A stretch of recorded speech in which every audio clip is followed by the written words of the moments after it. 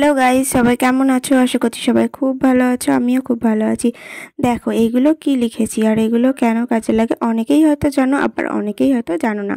তো চলো তোমাদেরকে বলি। এখন আমি সন্ধ্যাবেলা এই যে এইগুলো করতে বসে গেছি। কৃষ্ণর নাম লিখে এইভাবে কম্পিউটারে করে এনে মামা আমাকে দিয়েছিল এবং বলেছিল যে এগুলো ভরাট কর লাল দিয়ে।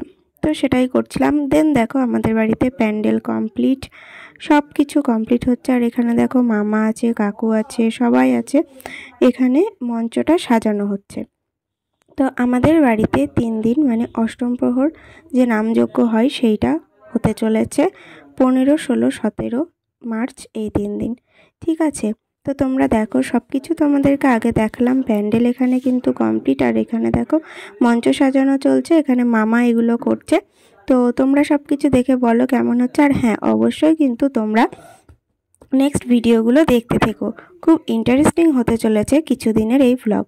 ঠিক আছে, তোমরা সব ভিডিওগুলো আমি তোমাদেরকে দেবো, তোমরা দেখবে। তারপরে দেখো এখানে আমার এই ছোট্ট মাসিটাকে আমি এখানে কি করেছিলাম, মেহেন্দি করে দিয়েছিলাম। তো ওইটা বললো ও একটু দেখা, তো সেটাই করলাম। আর দেন আমার অবস্থা দেখো, পুরো একদম ন্যাকা ব্যাকা অবস্থা, সে বলার মতো না।